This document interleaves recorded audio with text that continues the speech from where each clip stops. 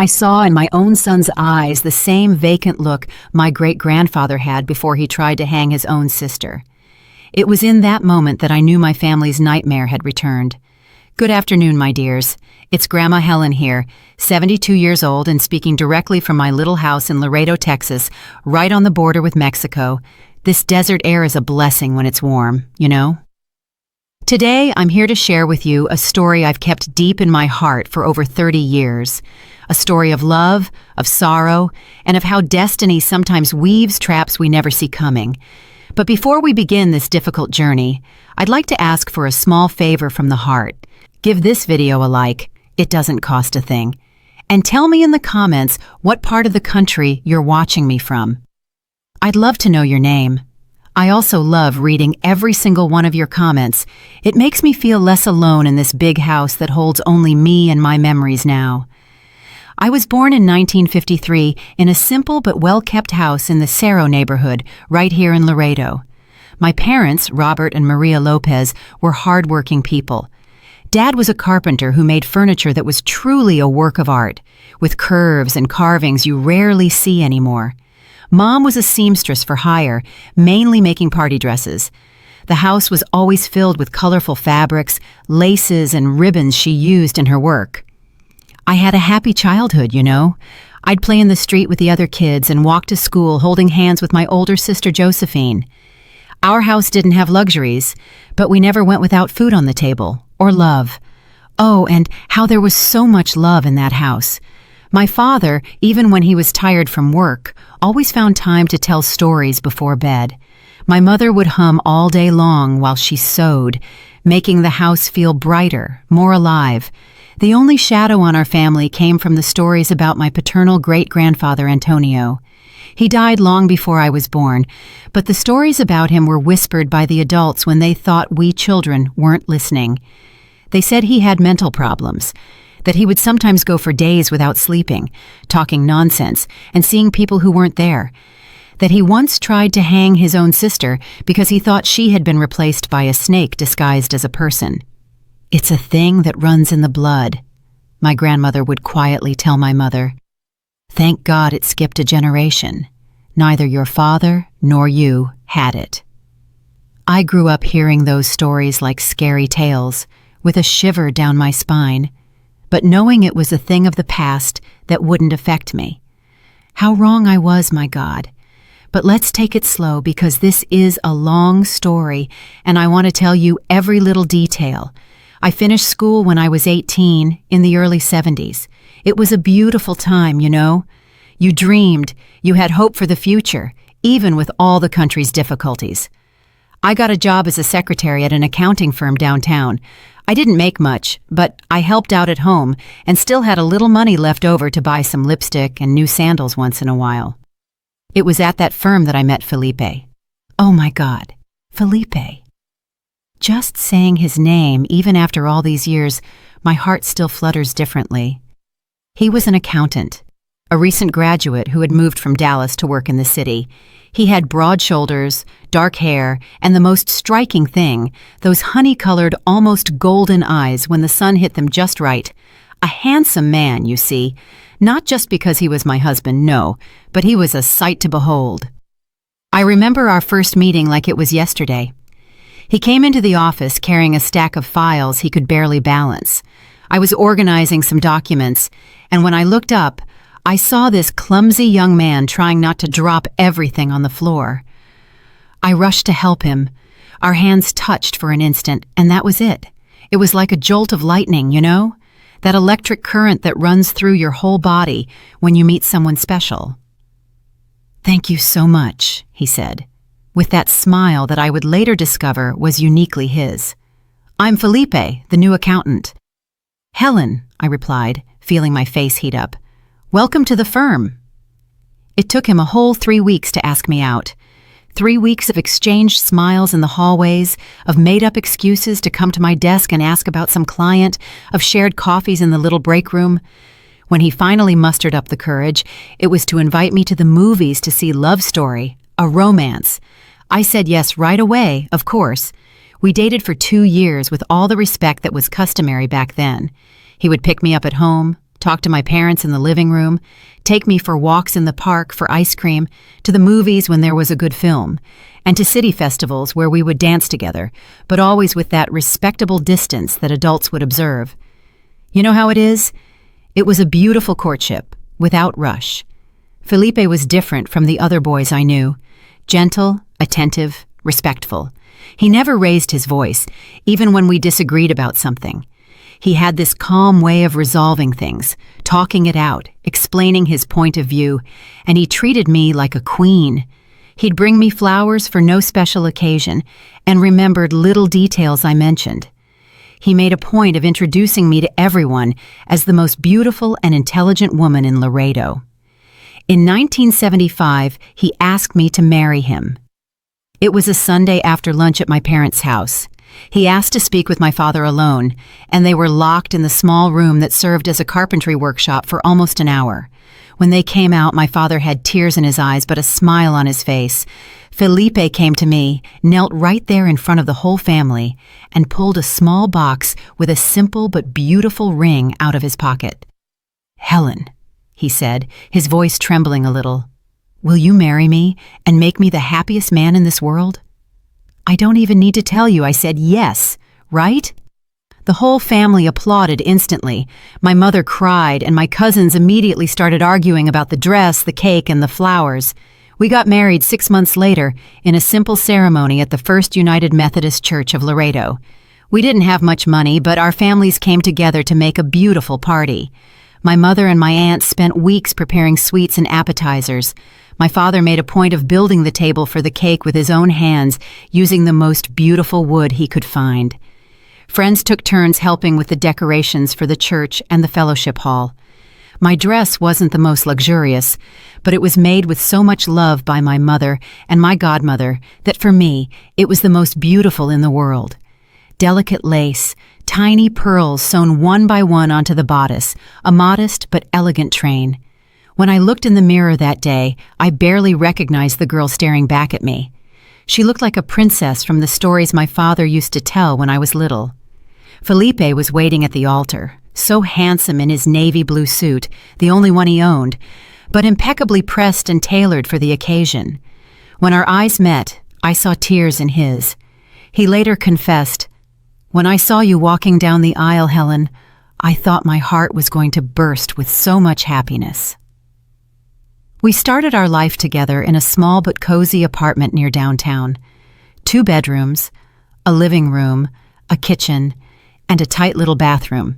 It wasn't much, but to us, it felt like a palace. We decorated it with simple furniture, some made by my father, others bought on an installment plan. I planted geraniums in the windows, sewed colorful curtains, and decorated every corner with the greatest care. Felipe continued to work at the accounting firm, and after the wedding, I started making cakes and sweets to order from home. I'd always loved to bake, and soon my cupcakes, cheesecakes, and party cakes became famous in the neighborhood. It wasn't a steady income like the firm, but it helped with the bills and allowed me to stay home, preparing our nest, because that was our dream, to have a child. From the first days of our marriage, we would talk about it, what they would be like, what we would name them, and how we would raise them. Felipe wanted a boy to play ball with and to teach how to fish on weekends. I dreamed of a girl to dress in ribbons and bows and to teach the family recipes. But deep down, what we really wanted was a healthy baby. It didn't matter if it was a boy or a girl. The first few months of our marriage were pure joy. Discovering each other, learning to live together, making plans, waking up next to him every day, making coffee together before he left for work, and greeting him with a kiss when he came back in the evening. It was a simple happiness, but so complete that sometimes I would find myself feeling scared that it was all too good to last. At night, lying in bed, we would talk about the future. Felipe dreamed of opening his own accounting firm one day. I thought about turning my baking business into something bigger, maybe a small pastry shop. And of course, we planned our family. "I want at least 3 kids," Felipe would say, holding me close. "A house full of children running around, laughing." "3?" I would reply, pretending to be shocked. "Let's start with 1 and then we'll talk." And we would laugh and kiss and try month after month to make that dream come true. After 1 year of trying with no success, we started to worry. Was something wrong? We went to doctors, had tests done, and everything was normal, they said. It's just a matter of time and patience, they would assure us. You're young and healthy. It will happen. And it did. In June of 1977, I finally found out I was pregnant. Oh my God, what a day that was. I took the test at the clinic that morning and spent the entire day planning how I would tell Felipe the news. I made his favorite dinner, a pot roast with mashed potatoes. As the good Texan he was, I set the table with our lace tablecloth we saved for special occasions. I even put flowers in a vase. When he came home from work, he was surprised by all the effort. "Is it our anniversary and I forgot?" he asked, worried. "No, my love," I replied, barely able to hold back a smile. "But we do have something to celebrate." During dinner, we talked about his day, about trivial things. I was practically bursting with the desire to tell him, but I held on for the right moment. When we got to dessert, a chocolate pudding he adored, I placed a small package on the table. "What is this?" he asked, surprised. "Open it and see," I replied, my heart pounding. Inside the box was a tiny pair of crocheted booties that my neighbor had helped me make that very afternoon. Felipe looked at the booties, then at me, then back at the booties. For a moment, he seemed not to understand. Then his eyes widened and filled with tears. "Helen, you're—" I nodded, also crying now. "We're going to have a baby, Felipe. I'm 2 months pregnant." He got up from his chair so fast he almost knocked it over. He came around the table and hugged me tight, lifting me off the floor and spinning me around the small living room. We were laughing and crying at the same time, holding each other, barely believing that our dream was finally coming true. That night, lying in bed, Felipe placed his hand on my still flat belly and just stayed there, in silence, as if he could already feel the baby growing inside. "I'm going to be the best father in the world," he promised, his voice choked with emotion. "I'm going to teach him everything I know. I'll always be there. I'll love this child with all my strength." "I know you will," I replied, running my hand through his hair. "You're already the best husband in the world. You're going to be a wonderful father." The pregnancy was calm, thank God. I had morning sickness for the first few months, but nothing that kept me from doing my chores and baking orders. Felipe became even more attentive, if that was even possible. He'd come home from work with some fruit I was craving. He'd massage my feet when they swelled at the end of the day. He'd read books about babies and child development with so much dedication that sometimes I'd joke he was more pregnant than I was. In the 5th month, we found out we were having a boy. Felipe was so happy, he went out and told the whole town. "We're going to name him Michael Robert," he announced to anyone who would listen. "He's going to be an accountant like his father, or a doctor, or an engineer, whatever he wants to be." We prepared the baby's room with so much love. The walls, which were once white, were painted a light blue with white clouds that my cousin, who was good at drawing, painted for an entire Sunday. The crib was a gift from my parents. My father made a point of building it with his own hands, using the most beautiful wood he could find. My mother and aunts took turns making the layette. Sheets, diapers, blankets, tiny clothes that I would keep in the dresser, running my hand over each piece and imagining the little face that would soon fill those clothes. The last few months were filled with pure anticipation, my belly big, the baby's movements getting stronger, as if he couldn't wait to meet the world. Felipe would talk to my belly every night, telling him about his day, singing him lullabies, and making promises. "I'll take you fishing as soon as you get a little bigger," he would say. "I'm going to teach you how to play football, how to ride a bike, how to be a good man." Mike was born on a cold January morning in 1978, after almost 12 hours of labor. A chubby, rosy baby with a head of black hair that surprised even the doctors. "It looks like he was born with his hair combed," the nurse joked when they put him in my arms for the first time. I felt a love I didn't know was possible. It was as if my heart had doubled in size to accommodate all that feeling. Felipe, beside me, cried without any shame, his eyes fixed on the tiny bundle that was our son. "He's perfect," he whispered, gently running his finger over the baby's cheek. "Thank you, my love. Thank you for giving me this gift." We came home 3 days later, and our life entered a new phase. Sleepless nights, diapers to change, bottles to prepare, cries to decipher.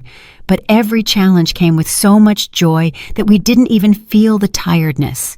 Mike's first smile, his first little tooth, the first time he rolled over on his own in bed, every milestone was celebrated as if it were the greatest achievement in the world.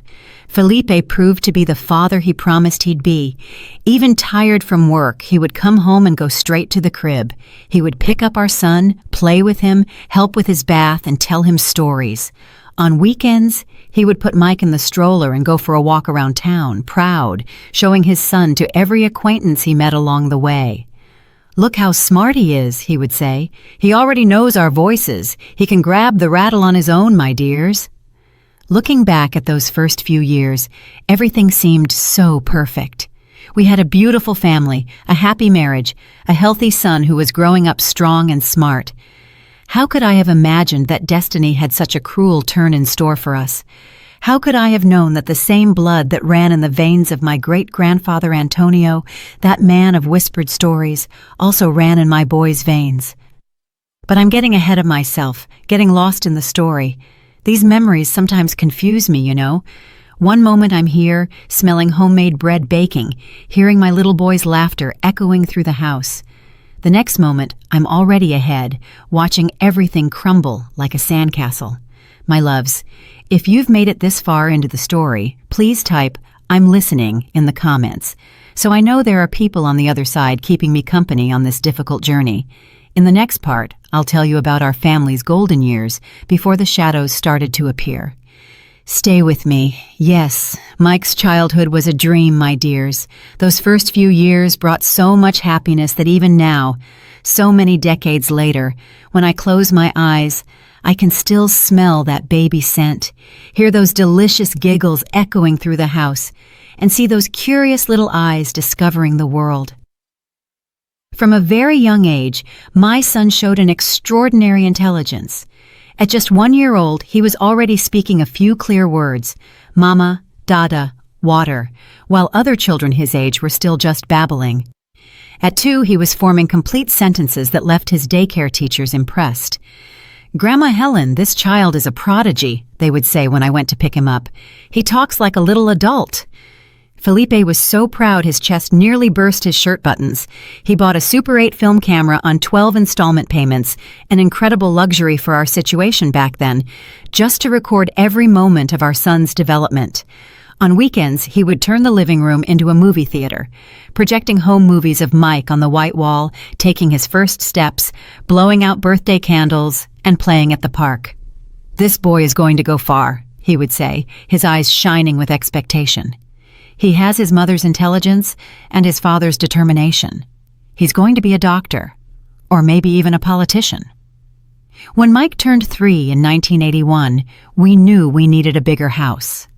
Our little apartment, which once seemed like a palace, was now too small for our son's energy. He needed space to run, to explore, to grow. Luckily, Felipe's business was going well. He had been promoted to manager at the accounting firm, and my baking orders had built a loyal clientele that allowed me to contribute significantly to the family budget. We saved for months and were able to make a down payment on a simple but spacious house in the Vista Hills neighborhood. It had a backyard with a leafy lemon tree, 3 bedrooms, one for us, one for Mike, and one we dreamed of turning into a room for the second child we planned to have. In the front, there was a small porch where I put pots of geraniums and ferns, making the space my little corner of peace. The move to the new house coincided with Mike starting preschool. We carefully chose Little People Preschool, which had an excellent reputation and was only 4 blocks from home. On his first day, I got him ready with so much care. His uniform was impeccably pressed. His lunchbox was filled with sandwiches, fruit, and a surprise cupcake, and his hair was combed with gel smelling of kids' cologne. "You're going to love school, my love," I explained as we walked hand in hand. "You'll make lots of friends, learn new things, and play a lot." He looked at me with those big, serious eyes, the same honey-colored eyes as his father, and replied with a maturity that surprised me. "I know, Mom. I'm going to be the best student in the class." And he was. Mike adapted to school like a fish to water. In just a few weeks, the teachers were already talking about his quick learning, his creativity in drawings, and his natural leadership among the other kids. At home, he asked us to read to him every night, not children's stories, but grown-up books, as he called them. At not quite 4 years old, he already recognized all the letters and could put a few together into simple words.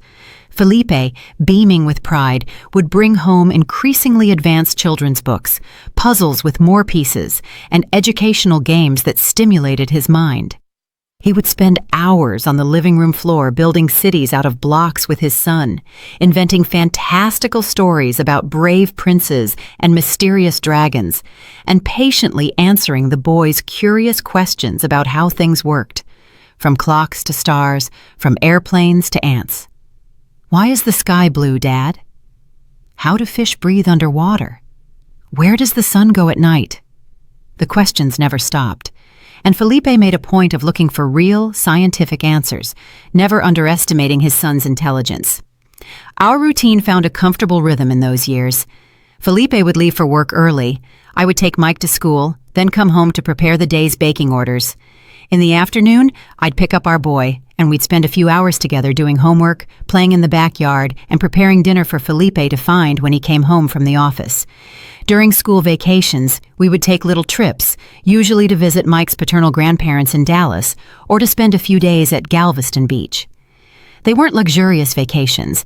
We stayed at simple guest houses and brought food from home to save money. But they were precious moments, filled with simple joys like sandcastles, ice cream on the beach, and boat rides. I remember one of those trips in January of 1983 when Mike was 5 years old. We were at Galveston Beach on a sunny afternoon. Felipe had gone to buy us popsicles, and I was watching Mike play in the wet sand, focused on building an elaborate system of canals for the ocean water to flow in and out of. Suddenly, an older boy, he must have been around 8, came running and deliberately stomped right through the middle of the construction, destroying everything. I got up immediately, ready to intervene, to comfort my son, who I was sure was about to start crying. But to my surprise, Mike didn't cry. He looked at the boy with a strangely calm expression and said in a voice that didn't sound like a child's, "You're going to regret that." The older boy laughed mockingly. "And what are you going to do, little boy? Cry to your mommy?" Mike continued to stare at him, motionless, with that fixed gaze that for an instant, just a flicker, reminded me of the stories about my great-grandfather. Then, without warning, he grabbed a handful of wet sand and threw it directly into the boy's eyes, who fell backward, screaming in pain. "Mike!" I cried, running toward them. "What did you do?" He turned to me, and his face was already that of my sweet boy again, with eyes wide with fear, as if he didn't even understand what he had just done. "He ruined my castle, Mom," he replied, his voice trembling. I got angry. The incident was quickly resolved. I apologized to the other boy's mother and explained that Mike had never done anything like that before and that it had just been an impulsive reaction. On the way back to the guest house, I had a serious talk with my son about how we need to control our impulses and how hurting others is never the solution, even when we're very angry. "Mike, we can't hurt people," I said. "Do you understand?" He nodded, seeming genuinely remorseful. "I'm sorry, Mom. I don't know what happened. It was like another person threw the sand." At the time, I took that as just a child's way of avoiding responsibility. It was only years later that I realized that maybe, just maybe, there was more truth to that statement than I could have imagined. But that was just an isolated incident. In general, Mike was a sweet, affectionate, and obedient child. All the neighbors, teachers, and family friends would comment on how polite, helpful, and intelligent he was. "A golden child," they would say. And he was. at least in those golden years of childhood. When Mike turned 7 in 1985, something happened that would profoundly mark our family. Felipe, who had been working twice as hard at the firm, finally managed to raise enough capital to open his own business.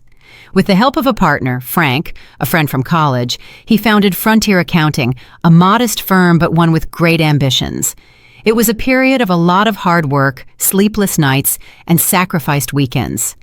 Felipe would come home exhausted, but with a sparkle in his eyes that spoke of dreams coming true. I did everything I could to support him. I prepared nutritious meals for him to take to work and made sure the house was always in order, protecting the few hours he had at home so he could rest or spend quality time with our son. Mike, even though he was young, seemed to understand the importance of that moment. He didn't complain when his father missed a school presentation or came home too late for a goodnight kiss. Instead, he showed interest in the new business. He would ask to visit the office on weekends and watch, fascinated, as Felipe explained balances, taxes, and accounting. "When I grow up, I'm going to work with you, Dad," he announced once, sitting in the swivel chair that was much too big for his little body. "We'll be partners." Felipe smiled, touched, and ruffled his son's hair. "Of course, champ. The company will be called Felipe and Son. How does that sound?" Felipe's hard work paid off. In just 2 years, Frontier Accounting already had a respectable client list, including some of the most important merchants in Laredo and even some from the Mexican side of the border in Nuevo Laredo, Mexico. With the business prospering, we were finally able to make other dreams come true. We traded our old sedan for a brand new Ford. What a luxury that car was, my God. We renovated the kitchen in our house and enrolled Mike in a private school, the best one in the city. In 1988, when our son turned 10, we decided to throw a special birthday party. In previous years, we had celebrated simply, a small cake at home, a few friends invited, modest gifts. But now that our financial situation was more stable, we wanted to celebrate in a big way. We rented the community club hall, hired a superhero-themed decorator. Mike was a huge fan of Spider-Man. And I ordered a 3-tiered cake decorated with all the comic book characters he collected. Felipe bought him a new bicycle, our boy's dream gift, and I sewed a personalized superhero vest with the initials MR embroidered on the chest. It was an unforgettable party. Over 30 kids attended. There were games organized by professional entertainers, and we gave out elaborate party favors that I put together myself. Mike was radiant, running from one place to another, greeting friends, and proudly showing off the vest I had made for him. When it was time to sing Happy Birthday, with our son in the center, surrounded by friends and family, and exchanging glances of pure happiness with Felipe, I thought life couldn't get any better. We had built something precious, something solid, a happy marriage, a wonderful son, and a comfortable financial situation. The future seemed so promising, so full of possibilities. I couldn't have imagined that in just a few years, everything we built with so much love would begin to crumble. That the small, subtle signs we sometimes noticed in Mike's behavior, but chose to ignore, were just the prelude to a devastating storm that was approaching. The following years passed in a pleasant routine. Mike distinguished himself more and more in school, always among the top students, participating in math competitions, science fairs, and essay contests. At 12, he was already reading complex books, keeping a journal where he wrote surprisingly mature thoughts, and demonstrating multiple talents, from playing the guitar, a birthday gift when he turned 13, to drawing with almost photographic precision. But we also noticed some peculiarities. He was an intense kid. When he became interested in something, he would dive in almost obsessively. He went through phases of fixation on dinosaurs, then astronomy, then quantum physics, topics he would study with an unusual depth for his age. And he also had a solitary side. Despite being popular at school, he seemed to prefer his own company, spending hours in his room reading, writing, and drawing. "Is this normal?" I asked Felipe one night after noticing that Mike had spent the entire Saturday locked in his room working on a secret project he refused to show us. "Other kids his age always want to go out and play in the street." "Our son is special, Helen," Felipe replied reassuringly. He has a brilliant mind. It's natural that he's not interested in the same things as other kids. Einstein was like that as a child, you know? I accepted that explanation because I wanted to believe it. Because it was easier to see our son as a misunderstood genius than to admit that something might be wrong. And in fact, most of the time, Mike was just an exceptionally intelligent and slightly introspective teenager. He had friends, participated in school activities, and talked to us about his interests and his plans for the future. In 1993, when he turned 15, Felipe decided it was time to get him more actively involved in the family business. Not as an official employee, of course, he was still too young, but as an apprentice during school vacations and on some Saturdays. Mike would go with his father to the office, learning the basics of accounting and observing how a business was run. To our surprise and delight, he showed a natural aptitude for numbers, organization, and the logic of balances and statements.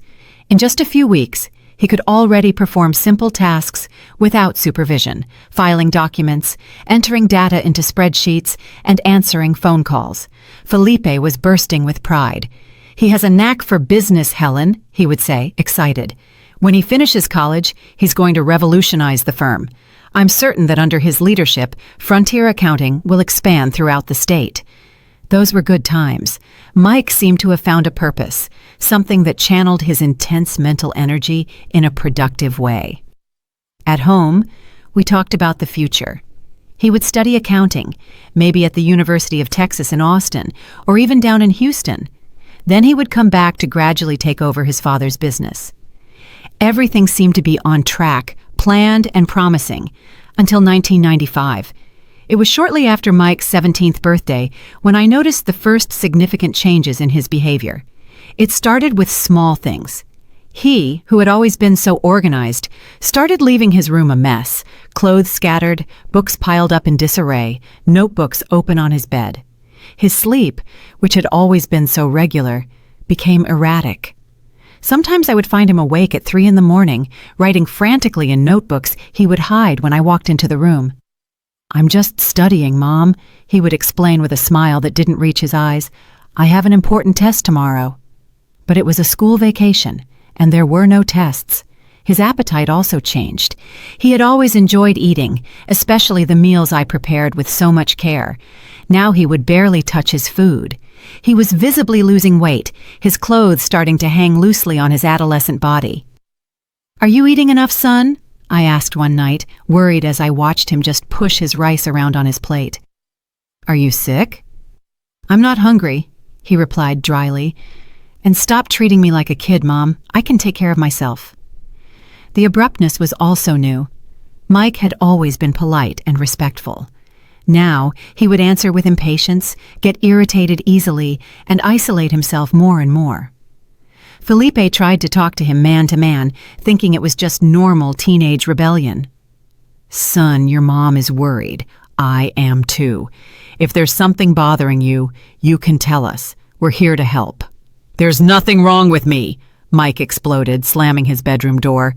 "I just want you to leave me alone." We started getting phone calls from the school. Mike, the star student, was skipping classes. When he did attend, he seemed lethargic, unable to concentrate. Other times he was too agitated, interrupting teachers with questions or comments out of context. His grades, which were always excellent, plummeted. "We're worried," the school counselor said during a tense meeting. "Michael has always been one of our best students. This drastic change in behavior could indicate serious problems. Maybe drugs, maybe depression. Have you noticed anything at home?" Of course we had noticed, but hearing it from a professional's mouth, in the formality of that room with framed diplomas on the walls, made it all terribly real. This wasn't just a phase. Something was truly wrong with our son. We decided to take him to a doctor. It wasn't easy to convince him. He screamed and resisted, accusing us of thinking he was crazy. But Felipe was firm, using that authoritative tone he rarely needed to use for the first time. "It's not a choice, Mike. You're going to the doctor, and that's final." The family doctor ran a battery of tests, blood, urine, even a scan to rule out neurological problems. Everything was normal. "Physically, your son is fine," he assured us, but I strongly recommend a psychological or psychiatric evaluation." The word psychiatric hit our family like a bomb. Felipe initially resisted. "My son is not crazy, doctor." But I insisted. I had started to make connections I didn't want to make. The stories about my great-grandfather Antonio, Mike's age, 17, which was exactly when they said my great-grandfather's mental problems had started to manifest. "It's just one appointment, Felipe," I argued, trying to sound calmer than I felt. "If it's nothing, that's great. But if it's something that needs treatment, the sooner we find out, the better." Reluctantly, he agreed. I scheduled an appointment with Dr. Johnson, the only psychiatrist in town. He was an elderly man with a reputation for being competent, despite his somewhat old-fashioned ways. Mike refused to go on the morning of the appointment. He locked himself in the bathroom and wouldn't come out, not with pleas or threats. "You want to lock me up?" he screamed through the door. "You want to get rid of me like you did with the crazy old man of the family?" That sent a chill down my spine. We had never told Mike about my great-grandfather. How could he have known? When we finally managed to convince him to come out of the bathroom, Felipe threatened to knock down the door. He was different, too calm, almost serene, with a strange smile on his lips. "Okay," he said docilely. "Let's go to the doctor. You're right. I'm not well." The sudden change in attitude should have alarmed me, but I was so relieved that I didn't question it. On the way to the office, sitting in the back seat of the car, Mike was quietly humming a song I didn't recognize. Looking in the rearview mirror, I noticed his eyes were glassy, fixed on some invisible point, and his lips were moving as if he was talking to someone. It was at that moment, watching my son in the rearview mirror on the way to the psychiatrist, that I saw for the first time what I had been so afraid of. In my own son's eyes, the same vacant look they said my great-grandfather had before he tried to hang his own sister, and I knew with a devastating certainty that my family's nightmare had returned. The appointment with Dr. Johnson was both revealing and terrifying. Initially, Mike was cooperative, answering questions with apparent clarity. But when the doctor started to explore his recent behavioral changes, something shifted. My son started speaking faster, jumping from one topic to another, using complicated words and sentences that barely made sense. "The numbers talk to me, doctor," he said, his eyes shining with a feverish intensity. "They have colors and textures. 7 is red and rough like sandpaper. 3 is blue and slick like soap. The universe is encoded in mathematical patterns that only I can see." Then he suddenly fell silent, staring intently at an empty corner of the room. When the doctor asked what he was thinking, Mike replied in a low voice, "He's here. The man in the hat is telling me you can't be trusted." It felt as if the floor had opened up beneath my feet. Felipe squeezed my hand so hard it hurt, but I barely felt it. My focus was entirely on our son, who now seemed to be having an animated conversation with the empty space. Dr. Johnson's diagnosis was cautious, but direct. "Your son is showing symptoms suggestive of a schizophrenia spectrum disorder, auditory and visual hallucinations, delusions, and disorganized thinking. The age is typical for the onset of symptoms, especially in men." "But he was always so normal," Felipe protested, his voice breaking. "So smart, so well-adjusted." "Schizophrenia often affects brilliant people," the doctor explained, "and the first psychotic episodes are often preceded by a period of normal functioning. It's a treacherous disease. That's exactly why when we notice the signs, the process is often already advanced." We left that appointment with a prescription for medication and the recommendation to seek more specialized treatment in Dallas, where there were psychiatrists with more experience in cases like Mike's. The drive home was silent, heavy.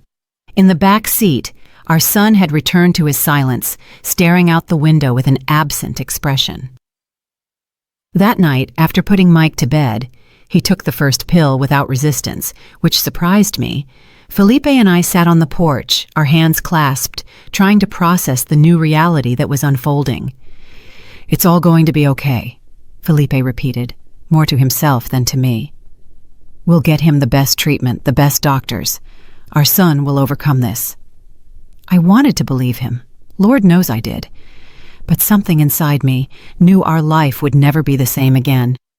That the golden years were behind us, and now we were facing a dark, uncertain, and terrifying journey. What we didn't know yet was how awful this journey would be. We couldn't have imagined that in just a few months we would lose not only our son's sanity, but also the pillar that held our family together. That destiny had an even greater trial in store for us when the violence that ran in my great-grandfather's blood would finally find its most brutal expression in the hands of my own son. But that, my dears, is a story for the next chapter of this painful saga that has been my life. A story I need to tell, no matter how difficult it is, so that maybe it can help other families who are facing the invisible monster of mental illness. Please give this video a like. I'd appreciate it so much. In the weeks following the diagnosis, we lived in a strange limbo. The medication that Dr. Johnson prescribed seemed to calm Mike's most obvious symptoms, the hallucinations, the agitation, the disjointed speech. He started sleeping better, eating regularly, and even went back to school after 2 weeks of rest at home. We came to believe, for a brief and blessed moment, that maybe the doctor had exaggerated, that maybe it wasn't schizophrenia, just an isolated episode of stress, of mental exhaustion from a brilliant teenager under too much pressure. How wrong we were. In March of 1995, following Dr. Johnson's recommendation, we traveled to Dallas for a consultation with a specialist, Dr. Anthony Roberts, a renowned psychiatrist with extensive experience in psychotic disorders. His clinic was in a modern building in the neighborhood of University Park, so different from our doctor's old-fashioned office in Laredo. He had polite receptionists, a waiting room with comfortable armchairs, current magazines, and a decorative water fountain that created a calming atmosphere. Mike, surprisingly, was cooperative that day. He dressed appropriately, held a clear conversation during the 3-hour trip, and even joked with his father about the chaotic traffic in the big city. When we arrived, he sat calmly in the waiting room, flipping through a scientific magazine with apparent interest. "I'm feeling so much better," he assured us before going into the office. "I think these meds really work." Felipe squeezed my hand, a flicker of hope in his tired eyes. "See? Our boy is coming back." The consultation lasted almost 2 hours. Dr. Roberts first spoke with Mike alone, then with us, and finally with all 3 of us together. His approach was different, less formal and warmer than Dr. Johnson's, but just as meticulous. He took a detailed history, explored family background. I shuddered at the mention of my great-grandfather Antonio, reviewed the medications, and ordered new tests. When it was finally time for the diagnosis, his face took on a gentle but serious expression. "Michael presents a picture that is quite consistent with paranoid schizophrenia," he explained, using technical terms that blurred in my anxious mind. "The delusions of reference, the auditory hallucinations, the blunted affect interspersed with periods of clarity. It all points to a schizophrenic spectrum disorder, likely with a significant hereditary component." "But he seems so well today," Felipe argued, his voice trembling with contained emotion. "Almost normal."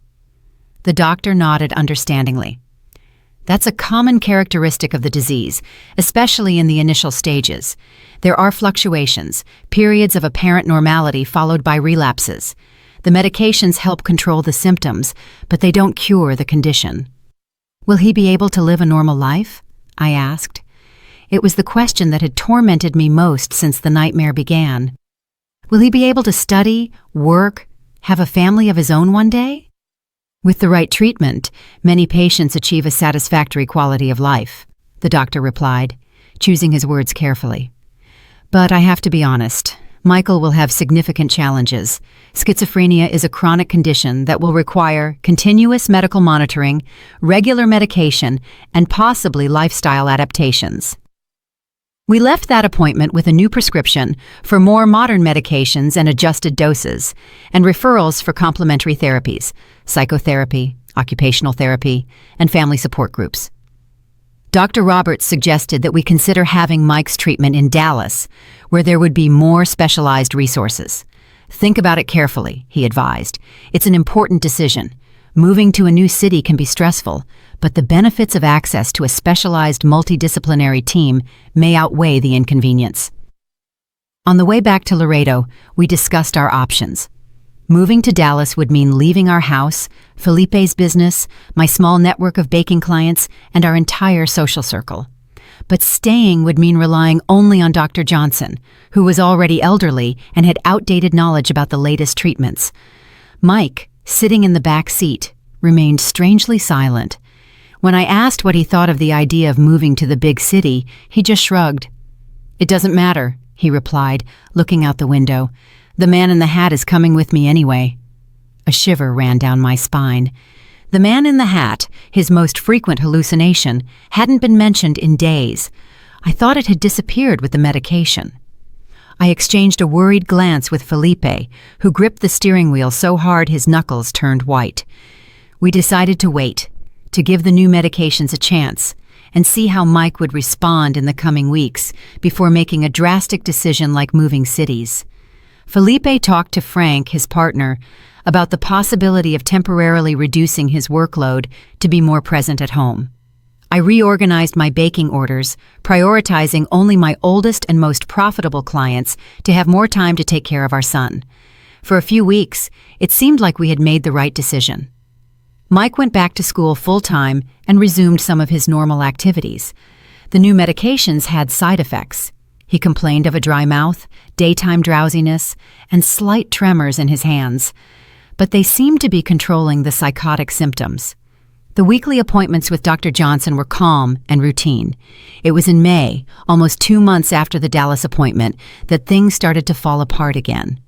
It all began when I found the pills, dozens of them, hidden inside a book on Mike's bedroom shelf. He hadn't been taking the medication for weeks, maybe since we got back from Dallas. I confronted him, of course, first calmly, trying to understand. "Son, why did you hide the meds? You know you need them to be well." He looked at me with a coldness I didn't recognize. "They make me slow and heavy. I can't think straight when I take them." "But the delusions come back without them, Mike." A strange smile formed on his lips. "And who says they're delusions, Mom? What if I really can see things that you can't? What if the man in the hat is real, just invisible to ordinary minds?" The conversation quickly degenerated. Mike became agitated, pacing back and forth in his room, gesturing at the air as if he were talking to someone only he could see. When I tried to hold him and calm him down, he pushed me with surprising force, making me fall back onto the bed. "Don't touch me!" he screamed, his eyes wide with fear and rage. "He says you want to poison me, that the meds are poison." Felipe arrived home from work in the middle of this chaos. I'd never seen him so scared as in that moment, standing in the bedroom doorway, watching our 17-year-old son in the throes of a psychotic break, yelling delusional accusations at us. We called Dr. Johnson, who came to our house immediately. For the first time, he mentioned the possibility of hospitalization. If he's not taking the medication voluntarily and is showing aggressive behavior and intense paranoid delusions, it may be necessary for him to have a period of stabilization in a hospital setting, the doctor explained, while in the next room, Mike continued to talk to himself, now in a lower, more conspiratorial voice. The idea of hospitalizing our son broke our hearts. We imagined psychiatric hospitals as dark, dehumanizing places filled with sedated patients and brutal treatments. But Dr. Johnson assured us that things had changed a lot in recent decades. St. Luke's Psychiatric Hospital in Dallas has an excellent youth wing, he explained. The treatment is humane, focused on stabilization and reintegration. We're not talking about a prolonged hospitalization, just the time needed to adjust the medication and ensure that Michael takes it regularly. Reluctantly, we agreed to consider the option. But before we could make any decision, Mike seemed to improve suddenly. The next morning, he came down for breakfast, calm and almost serene. He apologized for his behavior the night before and promised to start taking his meds regularly. He said he had had a moment of confusion, but now he was clearer. "It was just a slip-up, Mom," he explained, obediently taking the pill I placed beside his glass of juice. "It won't happen again." I wanted so badly to believe him, and for a few days I really did. I personally supervised every dose of medication, making sure he actually swallowed it, not hiding it under his tongue as I later discovered he had been doing. Mike returned to his routine: school, home, and sometimes a trip to his father's office on weekends. He seemed stable, almost normal. It was exactly when we let our guard down that the worst happened. One Friday in June, Mike didn't come home from school at the usual time. By 5 in the afternoon, I was starting to worry. By 6, I was in a panic. I called all his friends I knew, the school, even the small police station in town. No one had any news. Felipe went out to look for him, driving around the places our son used to frequent: the Central Park, the public library, the football field on the edge of town. Nothing. When he returned around 9 o'clock that night, his face was pale, his eyes red from holding back tears. "We're going to the police," he decided. "This isn't normal. Something has happened." We were getting ready to leave when we heard the sound of keys in the door. Mike walked in, his hair messy, his clothes dirty and wrinkled, and a strong smell of alcohol coming from him. "Where have you been?" Felipe practically shouted, a mix of relief and fury in his voice. "We've been worried sick." Mike smiled, a smile that didn't reach his eyes, a bitter, almost adult sound. "I went to meet some friends in Nuevo Laredo, people who actually understand me." Nuevo Laredo was the Mexican city on the other side of the border, literally a few steps away from downtown Laredo. The two cities were practically one, separated only by the Rio Grande, the famous border between the U.S. and Mexico. "What friends?" I insisted, noticing that his eyes were dilated, not just from the alcohol. "What did you take, Mike?" He laughed. "What makes me feel good, Mom? What keeps the voices away, better than those pills you force me to swallow?" Felipe stepped forward and grabbed his son's arm. "Did you use drugs? Answer me. What happened?" What happened next was so fast that I barely had time to process it. Mike pulled away with a sharp movement and then threw a punch at his father's face. Felipe stumbled backward, more surprised than hurt, blood trickling from the corner of his mouth. "Don't touch me," Mike yelled, his eyes wide and wild. "Neither of you touch me. You're not my parents. My real parents have been replaced." It was the classic Capgras delusion. I found out the name later in my desperate readings about the disease, the conviction that people close to you, usually family members, have been replaced by identical imposters. It's a common symptom in certain types of paranoid schizophrenia. That night was a nightmare. Mike alternated between periods of intense aggression, breaking objects and threatening us, and moments of pure fear, huddled in a corner, begging the imposters not to hurt him. We called Dr. Johnson, who came accompanied by 2 nurses from the small town hospital. It took physical force to restrain our son and give him a sedative. "We have no choice," the doctor said, watching Mike finally fall asleep on the living room sofa, surrounded by the wreckage of objects he had broken in his rage. "He needs immediate hospitalization." The next day, a cloudy Saturday that seemed to reflect the darkness in our hearts, we made the most difficult trip of our lives. Mike, still under the effects of the sedative, barely registered what was happening. We settled him in the back seat of the car, covered him with a blanket, and began the long trip to Dallas. The admission process at St. Luke's Hospital was surprisingly efficient, but emotionally devastating. We filled out forms, signed authorizations, and spoke with doctors, social workers, and psychologists. We repeatedly explained the story: the first symptoms, the diagnosis, the refusal to take medication, the violent episode from the night before. When it was time to say goodbye, Mike was clearer, starting to understand what was happening. The panic in his eyes when he realized he was going to be left there among strangers in an unfamiliar place almost broke my resolve. "Mom, don't do this," he begged, grabbing my hand tightly. For a moment, he was my boy again, not the disturbed young man from the night before. "Don't leave me here. I promise I'll be good. I'll take the meds. I'll do everything right." Felipe, beside me, swallowed hard, tears running freely down his face, which was marked by the night of terror. "It's for your own good, son, just until you're better."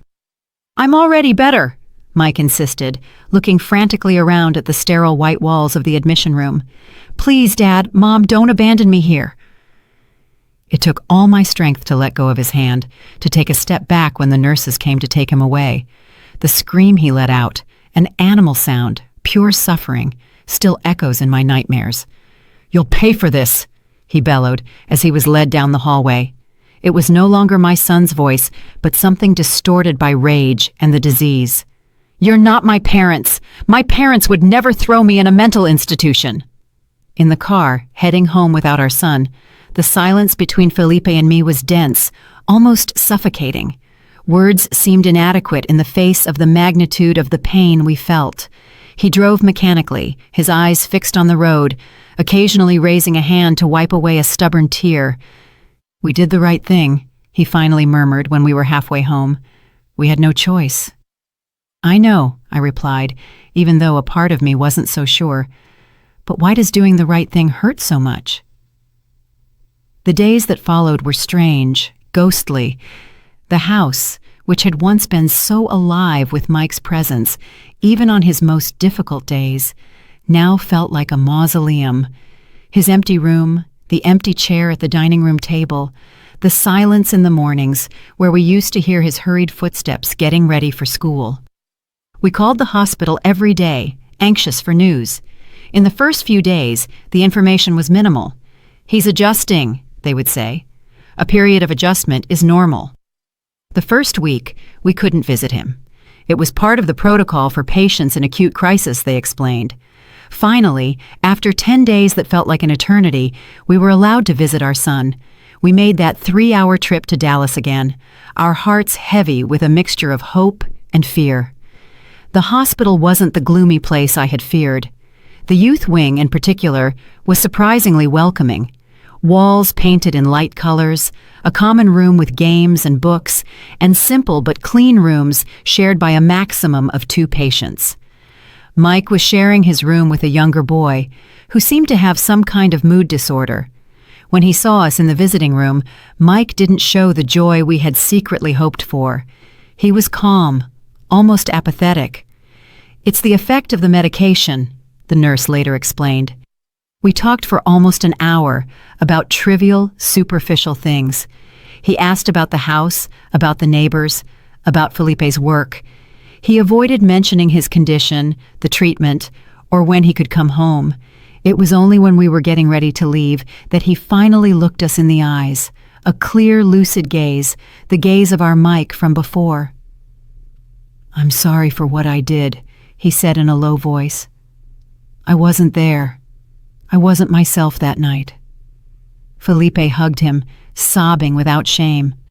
"We know, son. No one blames you. We just want you to be well."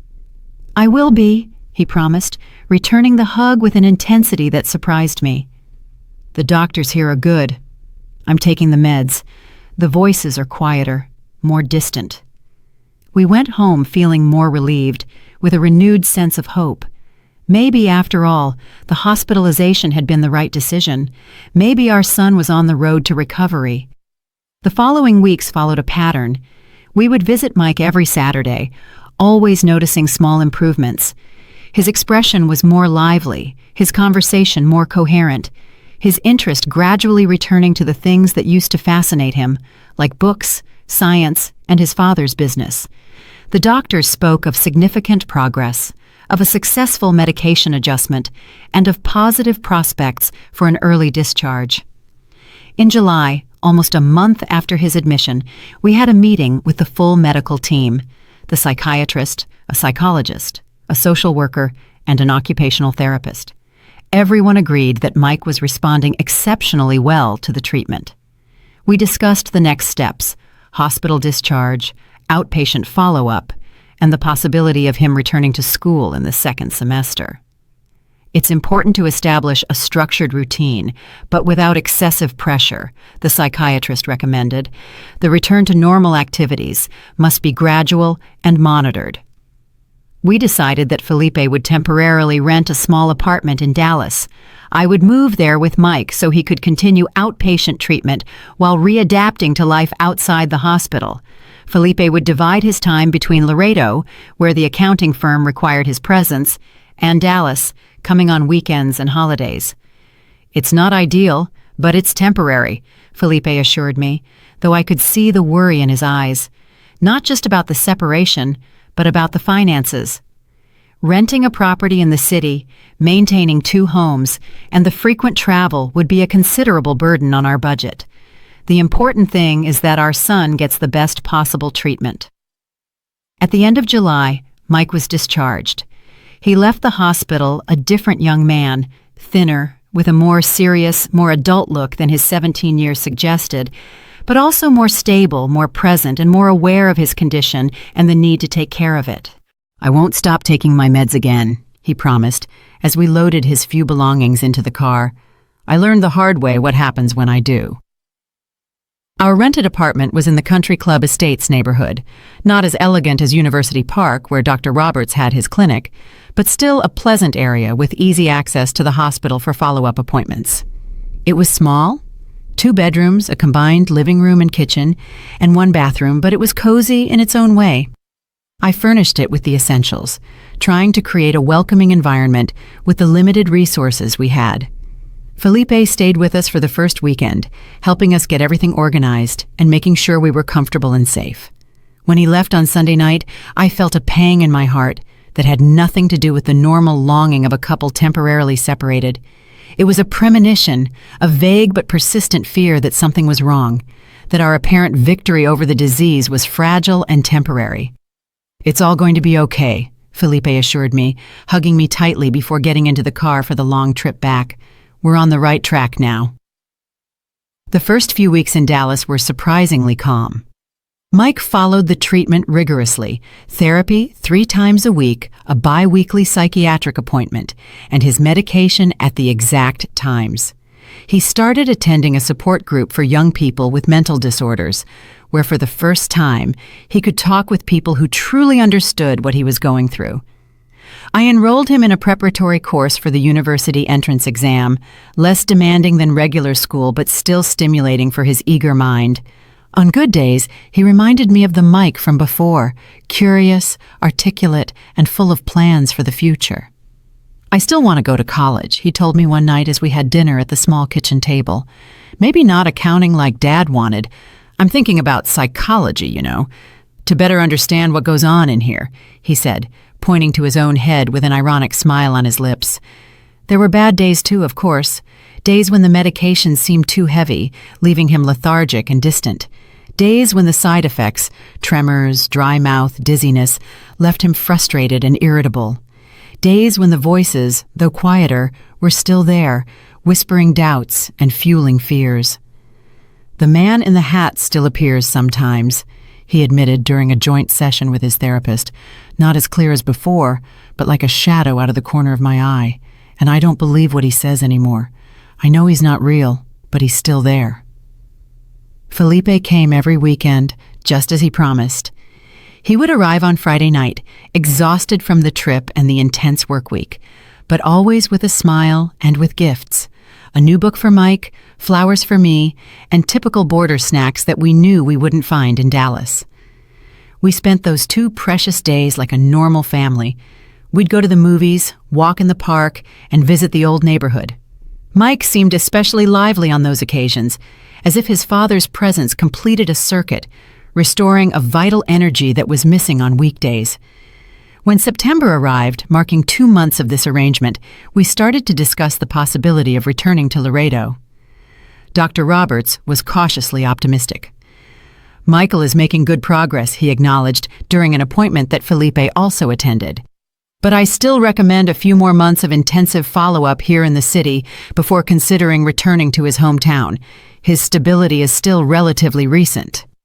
Felipe sighed, the exhaustion evident on his face.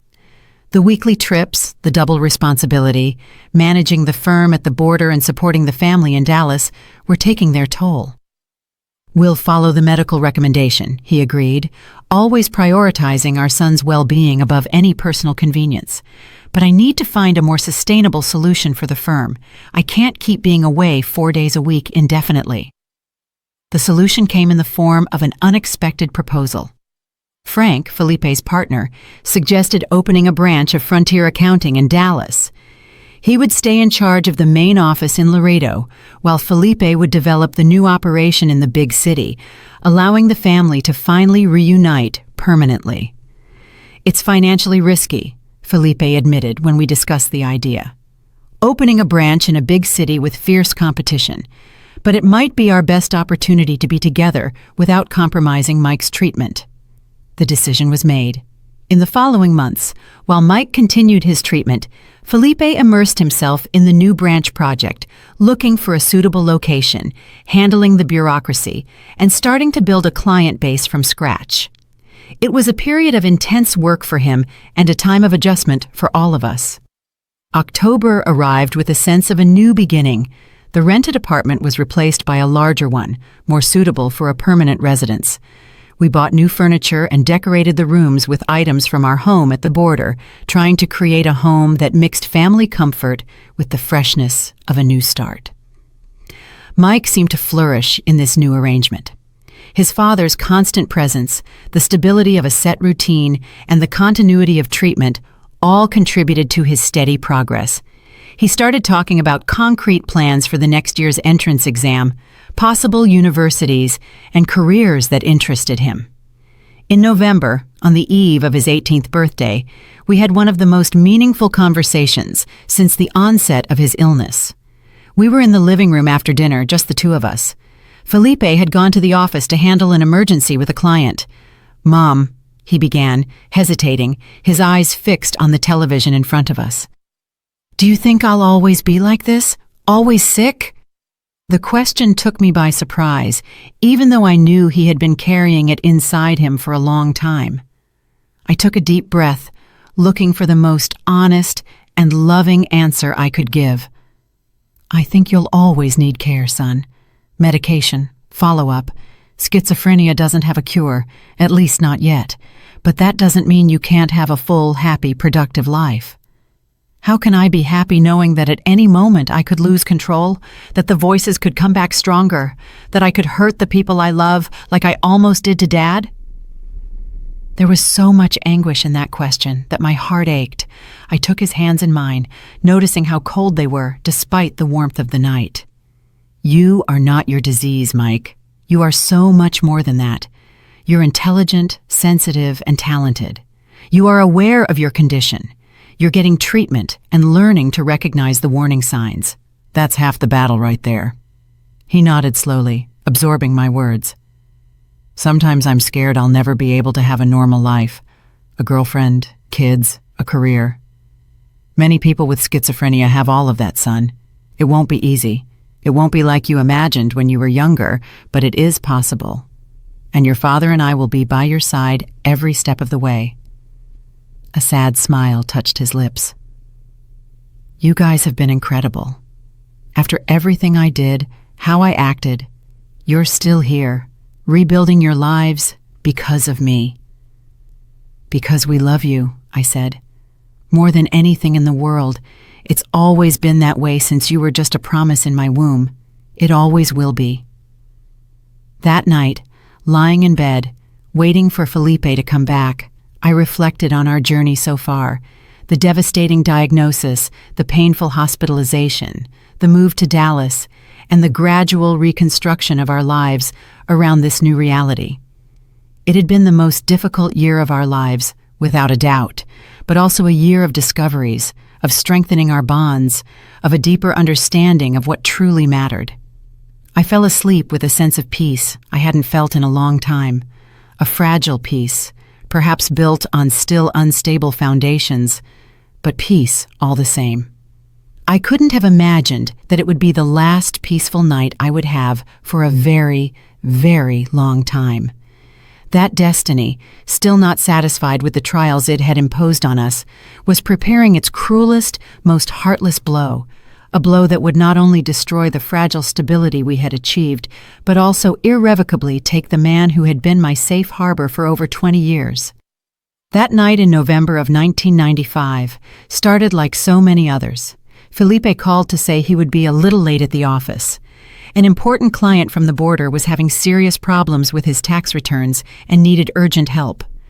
"Don't wait up for me," he said, his voice tired over the phone. "It might take a while." I had dinner with Mike, we watched a show on TV, and we talked about the plans for his upcoming 18th birthday. Around 10 o'clock, he took his nightly medication and went to bed.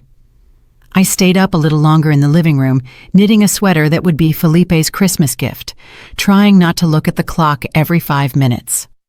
11, midnight, 1 in the morning. Exhaustion finally overtook me. I left a note on the kitchen table. "There's food in the oven. I love you," and went to sleep, imagining that I would find Felipe next to me when I woke up, just like so many other times he had come home late at night. The phone rang at 4:27 in the morning. I know the exact time because I looked at the digital clock on the nightstand, those red numbers glowing in the darkness of the room. 4:27, the moment my life changed forever. It was Frank, Felipe's partner, calling from Laredo. His voice was trembling so much that I could barely understand the first few sentences. Something about an accident, a fight at a bar, the police trying to make contact. "Calm down, Frank," I said, sitting up in bed, my heart already racing with a terrible premonition. "What are you talking about? What accident? Is Felipe...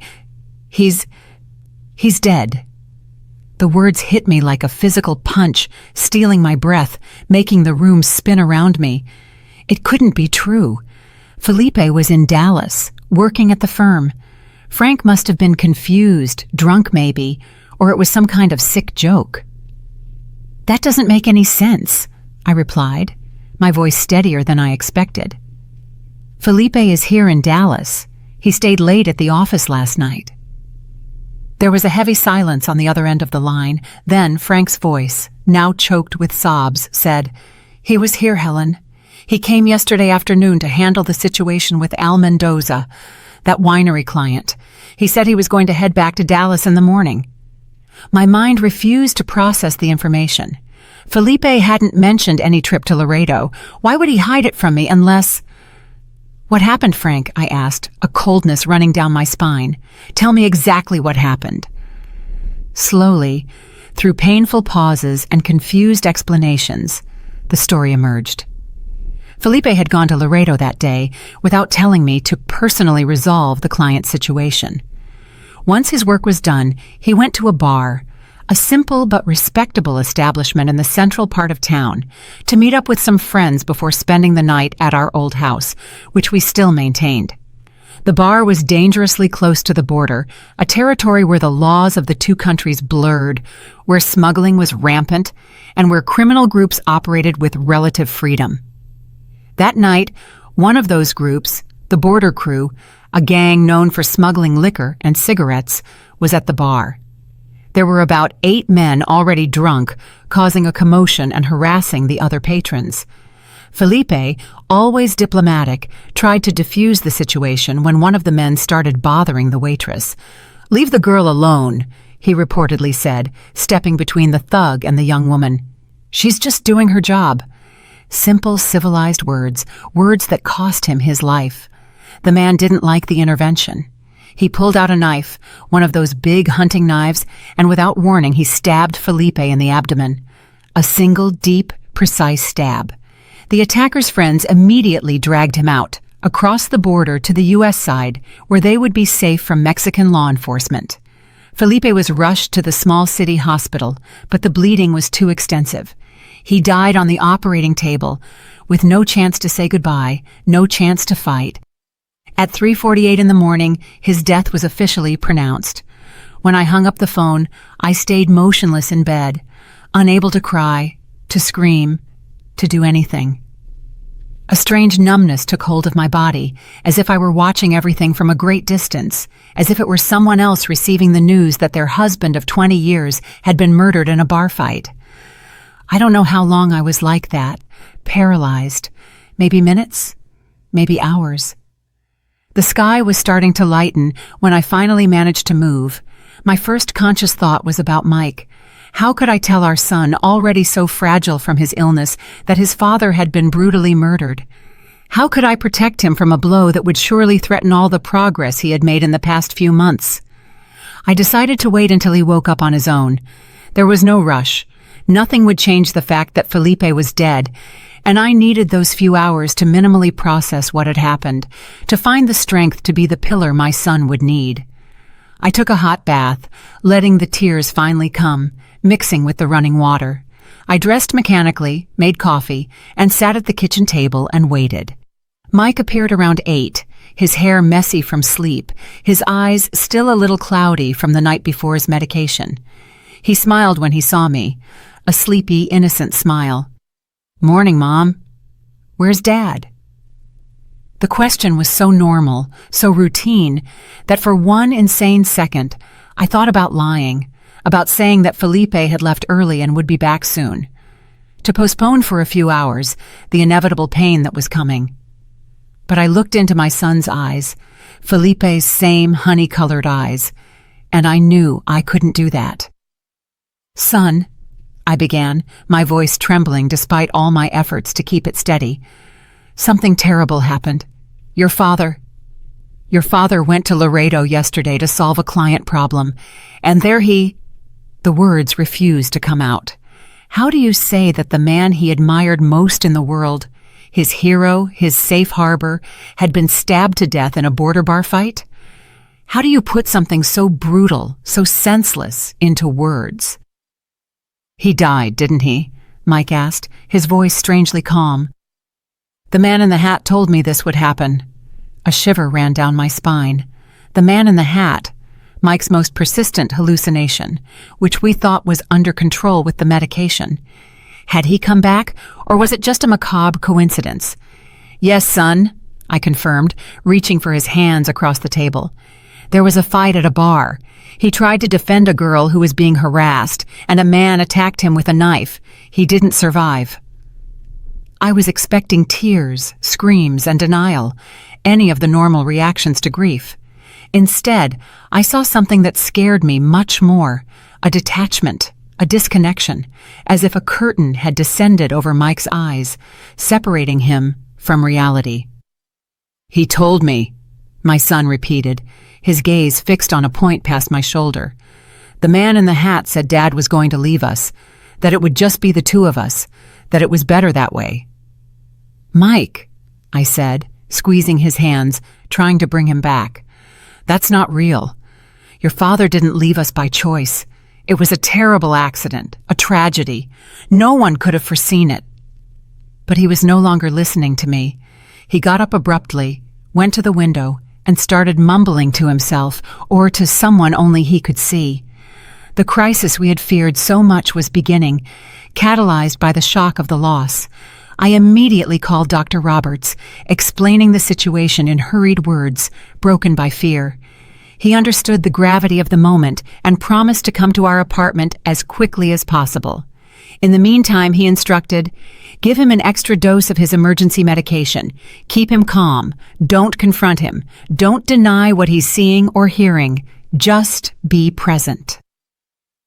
The next few hours were a blur of phone calls, impossible decisions, and practical arrangements. Felipe's body needed to be transported from Laredo to Dallas. The funeral needed to be organized. The family needed to be informed. And above all, Mike needed to be stabilized. Dr. Roberts arrived around 10 in the morning, accompanied by a psychiatric nurse. They found Mike in the middle of a full-blown psychotic episode, having an animated conversation with his father, who in his mind was sitting on the living room sofa, telling him how his death had just been a ruse to fool the invisible persecutors who populated his delusions. "He's in full dissociation," the doctor explained after assessing my son.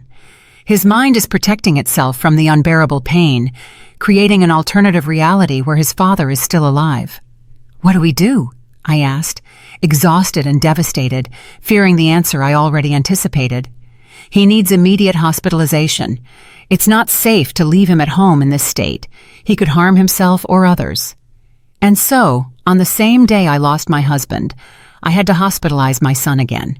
This time, not at St. Luke's Hospital, but at a more modern private clinic with more advanced treatments, paid for with the life insurance policy that Felipe, always a planner, had taken out years before.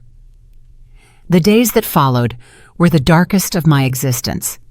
Felipe's wake passed in a state of stupor, as if I were watching everything from outside my own body. People I barely knew shaking my hand, offering condolences, and murmuring words of comfort that didn't register in my mind. The absence of Mike, sedated in a psychiatric clinic, unaware of his father's final farewell, was an additional pain, as if my family had been torn from me in layers, one loss on top of another. The burial took place in Dallas, not Laredo. I couldn't bear the thought of leaving Felipe in the city that had taken him from me. Besides, our life was in Dallas now. As painful as it was to admit, we had no plans to return to the border. Frank, Felipe's partner, was extraordinary during that period. He handled all the paperwork and legal matters related to the business. He made sure I had immediate access to Felipe's share of Frontier accounting and that the insurance policy was activated without complications, so that nothing material would add to the crushing weight of grief I was already carrying. A week after the funeral, when the house was finally empty of well-meaning relatives and worried friends, I sat alone on the porch of our apartment, watching the sunset over Dallas.